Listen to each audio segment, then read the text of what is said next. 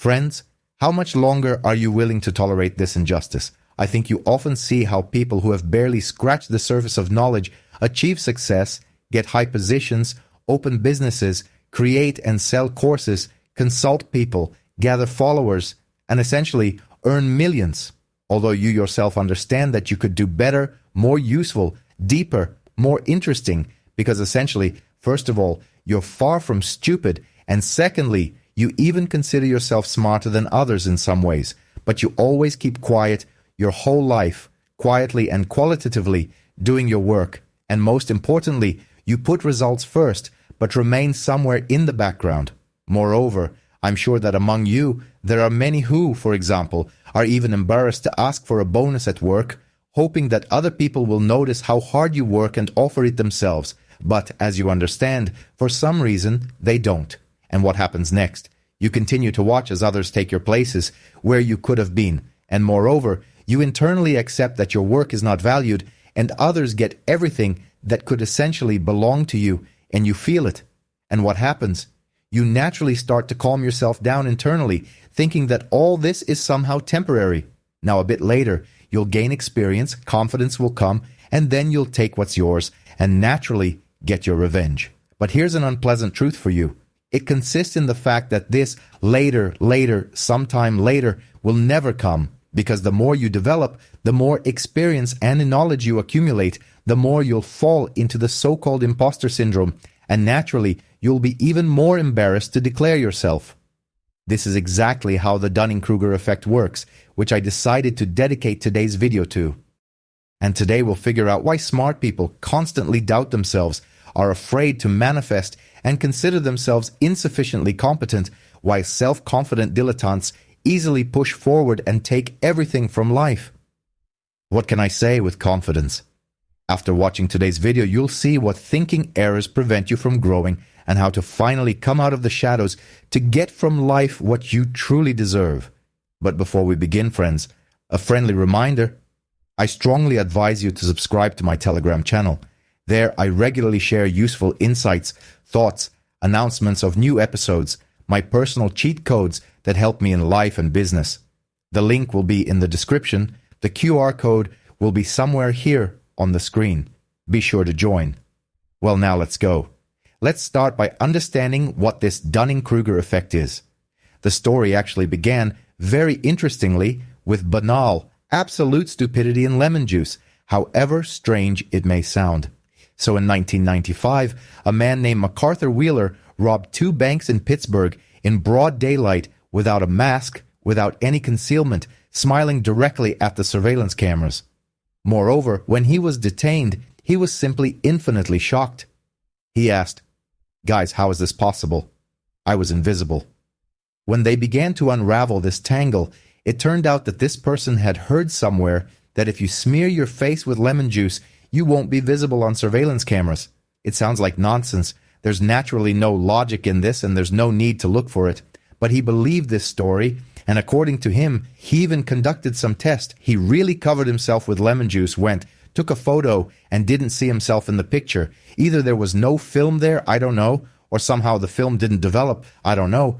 But the fact is that his test worked, and he went to the bank with absolute 100% confidence. So, he went to rob the bank in absolute confidence that he wouldn't leave any evidence, that no one would catch him, no one would see him. And when psychology professor David Dunning read about this in the news, he was struck not so much by the fact of stupidity itself, but the most important thing, the scale of the person's confidence, because he didn't understand how such a thing was even possible. Look at what the phenomenon is here. He, the professor, couldn't understand how a person could be so confident in their rightness and at the same time be so wrong about reality. So Dunning, wanting to figure it out, went to discuss this whole story with his graduate student who, as you might have guessed, is named Justin Kruger. And they wondered if there are actually many more such people in the world than we think, and decided to thoroughly test this hypothesis. So they naturally took a more trivial path, didn't start robbing banks. They compiled a questionnaire for students, and there were tests on logic, grammar, humor, and so on. And at the end of the test, they asked, "How do you think you did with these tasks?" And here was the most interesting result, because it naturally shocked them, as you understand, because those who made the most mistakes were 100% sure that they did great. And those who, on the contrary, passed the test excellently, on the contrary, doubted and answered like, I probably made a mistake somewhere, could have done better, blah, blah, blah, miscounted somewhere, and so on. So this mismatch between real knowledge and self-esteem was called the Dunning-Kruger effect. And in life, we see it all the time, although many don't know what it's called. Simple examples. People with insanely harmful habits are, of course, convinced that their health is absolutely fine, and employees who highly rate their qualifications more often than others naturally make mistakes at work. Or, for example, students with the lowest performance consistently overestimate their knowledge and prepare, naturally as you know, on the last night before the exam. The paradox is that the less a person knows, the more confident they are, simply because they actually lack the knowledge to understand how wrong they are. It sounds, in my opinion, just paradoxically perfect. So, let's now figure out how this works. The whole point is that the human brain essentially doesn't like to feel stupid. That's logical. It doesn't like uncertainty. And in order not to waste extra energy, it simply completes the picture of the world itself. Where there's an unknown spot, it takes and completes this picture itself and convinces itself that you're already an expert in this topic. Everything you need to know, and that's it. But in reality, as you understand, all this works completely differently because your brain has created some illusion in the zone of the unknown. And what's most interesting is that if such an expert who knows everything about this world is pointed out this mistake by some external person nearby, this good soul, as you understand, will have a very hard time because in 99% of cases, the person who knows everything will perceive this as an attack. I'm sure you've seen a huge number of such battles, I don't know, somewhere in the comments, and you've probably participated in life too, when people argue vehemently, defending their point of view, although at that particular moment in time, they are wrong about what they're talking about. And what's most interesting, at this moment, you can bombard your opponent with facts, statistics, some logical arguments, and they will deflect all this just like a martial arts master, like Neo in The Matrix. Approximately the same. You'll shoot arguments at them, and they won't have a scratch. Why does this happen again? Because most of these beliefs in people, they're not built on logic, not on rationality. They're built on a certain identity, on the feeling of who I am and what community I belong to. Therefore, when you present such a person with some facts that go against their picture of the world, against what's in their head, their reaction is not, oh, okay, I need to expand my worldview. I need to learn more about this. No, the reaction is as follows. I'm being attacked. My tribe is being attacked, and I need to stand to the last to repel this attack. But alas, this doesn't bring us closer to truth and development. On the contrary, it only leads further astray. And, for example, many of you, I'm sure, may now feel some irritation from my words. Someone will want to turn off this video just to not hear what they don't want to hear. The point is that Dunning and Kruger's research shows that it's precisely those who can accept this unpleasant fact who most often make breakthroughs in life. Let's go into more detail. So, according to Dunning-Kruger theory, there are 4 stages that need to be passed to become a true master of your craft, from a complete novice to a solid expert. Now we'll examine them in detail. In my opinion, this is an extremely interesting story. Look at the screen. Here's a graph. Horizontally, we have experience, vertically confidence in oneself. And it seems logical to us that the more we know, the more confident we should be. But in reality, everything works somewhat differently. How does it work? In fact, imagine you decided to do something new. I don't know, for example, open a coffee shop or start investing in crypto. What do? You go to YouTube, watch a couple of videos there, then read 2 or 3 articles, figure out the steps and say, well, basically, everything seems clear, everything is understandable, let's do it. And this first feeling appears, yes, this is not so difficult. What needs to be done to open a coffee shop? Rent a space, buy beans, make some cozy corner, and off we go. Or about crypto? Well, what's there to even understand? Everything is clear. You buy when the market drops, you sell when the market rises. Easy. Money in the hat. But in fact, this is the first stage on the graph. This is a point called the peak of stupidity. Here a person has actually only started their journey, but already feels super confident because they haven't yet encountered the real depth, reality, and the problems that exist in this reality. They simply don't yet realize how much information is simply not in their field of vision. And actually here, it must be admitted that often this is not their fault at all. Moreover, it's precisely on this feeling of ease that all marketing is built. I think you've all noticed, if they want to sell you something, especially on the internet, they tell you that it's maximally easy and simple. I think you've seen bloggers 1,000 times who tell you how a mom on maternity leave invested 10,000 rubles in a marketplace business and became a millionaire in a month. Or come to our course and in 2 hours you'll learn to play guitar. And it all sounds maximally simple. Naturally, you want to go and take the first step. And moreover, not just want to, but many naturally believe in this ray of hope and give their money. And this is the peak of stupidity. Because in reality, if we decide to open a coffee shop, the reality there is completely different. Because you need to go calculate unit economics, generally calculate the whole model, calculate logistics, purchases, the legal part, marketing, and so on and so on. And in reality, all this will turn out to be far from rosy. Here's the most interesting part, because it's precisely at this step that most people simply deflate. I think you psychologically understand why this happens. They encounter the first difficulties and the enthusiasm naturally disappears. Because it turns out that in order for something really intelligible to work out, you need not just read a couple of articles, but you need to study, delve into, immerse yourself in details. And this, as you understand, requires effort. And our brain doesn't want to strain and naturally immediately produces some excuses. Well, okay, the main thing is that you tried. Well, it didn't work out and it didn't work out. Okay, that's it. So this is just not your thing. Coffee shops are just not your business. And that's it. The brain doesn't let you understand that the problem is not that this isn't your business, but that you're simply incompetent. And here, the most mysterious and dangerous invisible spot appears, because a person really gets the feeling that they truly understood everything and consciously decided not to continue. And on this confidence, the person simply calmly quits what they started, believing they figured out all the details, although in reality they remained in the phase of the peak of stupidity. And as you understand, it's precisely such people who, as a rule, later shout the loudest that, I don't know. Business is a scam, money can't be earned, can only be stolen. I tried all this, understood everything, only got into debt. But here again, on the other hand, if we look at it, if in this phase a person still doesn't give up and continues to do at least something, they move to a new stage.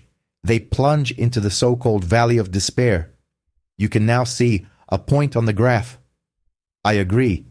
The name is not great, but it's actually very justifiably chosen, because this is the moment when you understand how naive you were, how mistaken you were, and that the rent doesn't add up in the coffee shop, the location was poorly chosen, people don't return, and so on. In crypto, for example, you invested without understanding in some strange coin you'd never heard of. It naturally fell in value by 99%, and instead of profit, you have losses, your hands drop, and you want to say, they said crypto is a scam, why did I even get into this? This is an absolutely normal perception for every person. And as you understand, again, psychologically it works so that at this stage it's much easier for almost all of us to devalue past steps and say that all this is crap than to really start immersing yourself, figuring it out, because here this emotional motivation doesn't exist. It was there at the first stage where everything was easy, but here it's already difficult. Here you don't want to do anything anymore. But if you're one of those who turned out to be steadfast tin soldiers and you don't give up, continue to learn, try, accumulate experience, you move to the next stage. It's called the slope of enlightenment. I agree, the name is also epic, significantly better already. This is in fact such a moment when support finally appears under your feet. You really have enough information to lean on. Naturally, mistakes still happen, but now you know not just how to make them, you know how to notice them, and most importantly, correct them. This is no longer some kind of naive euphoria of a beginner and not hopeless sadness. This is concrete maturation, and it's precisely at such a moment in time in any of your activities that in fact the right people appear nearby, with whom you grow. Like-minded people begin to appear, with whom you look in one direction, those who help, give feedback, share experience, and don't let you stray from the path. I'm sure that each of you, regardless of what you do, craft, employment, business, sports, had such a stage if you went really far in this activity. So now we move to the final stage called the plateau of stability. So this is in fact such a moment when behind your shoulders you have not only some knowledge, but also live, concrete, factual experience. Your ideas work not only on paper, but in reality. People, other people, come to you for advice.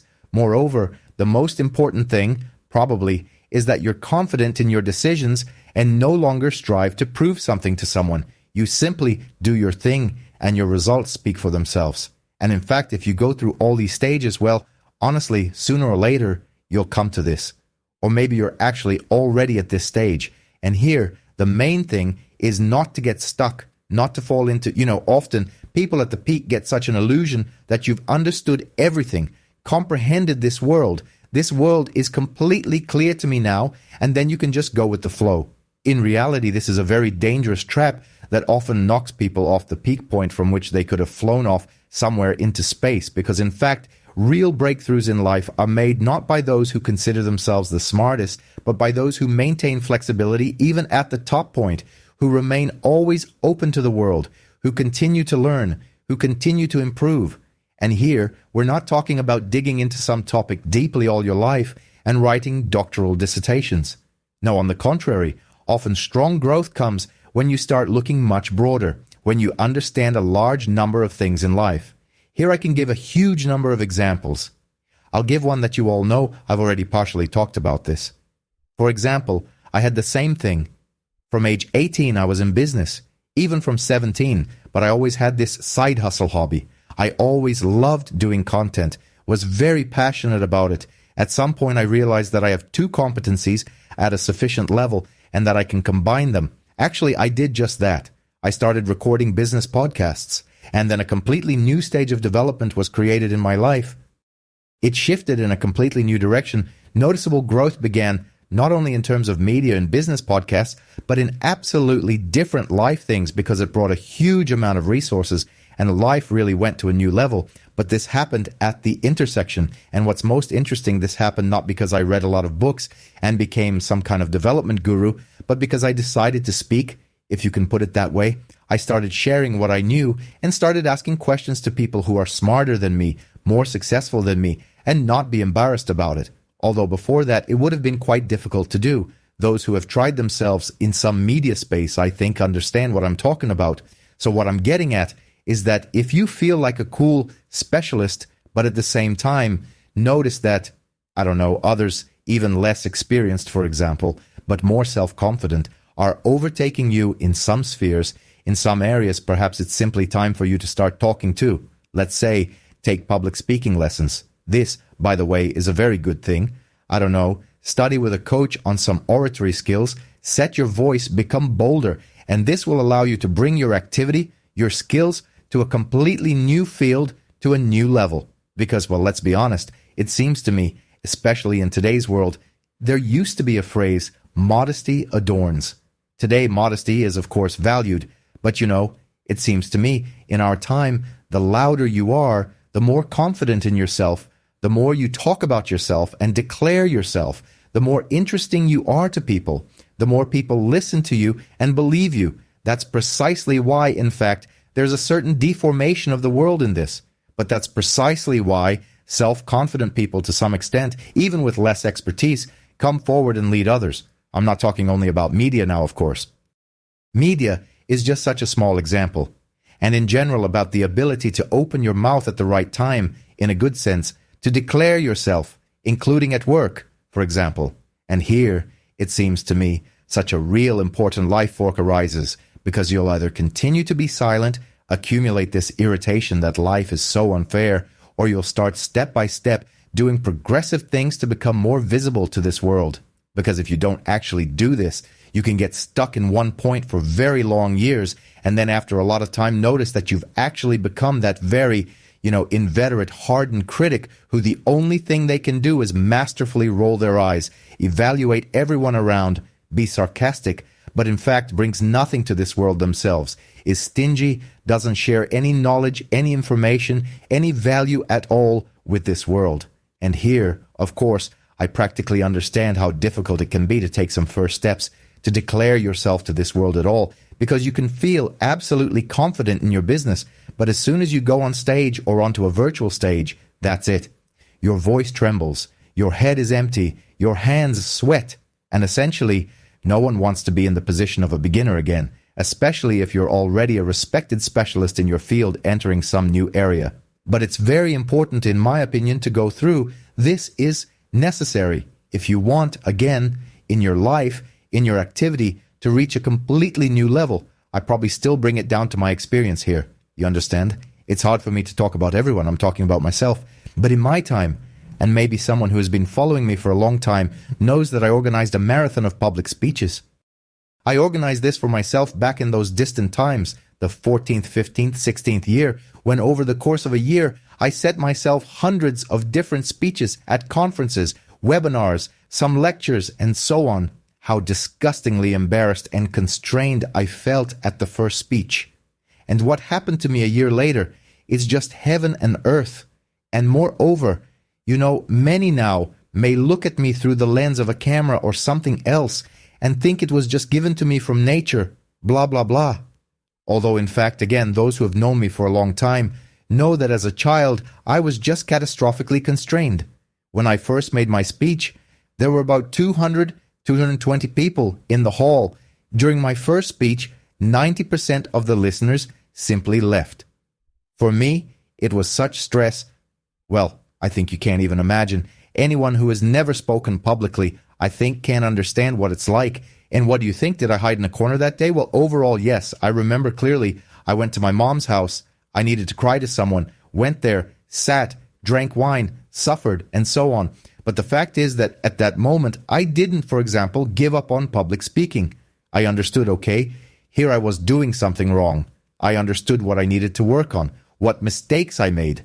I turned to my friend Sasha, whom I asked, what was I doing wrong? Help me figure it out.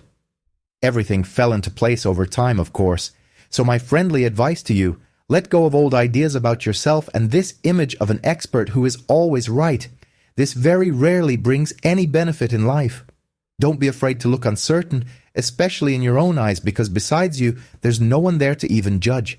And much more often, it seems to me, you can say to yourself, yes, I'm scared. Yes, I doubt.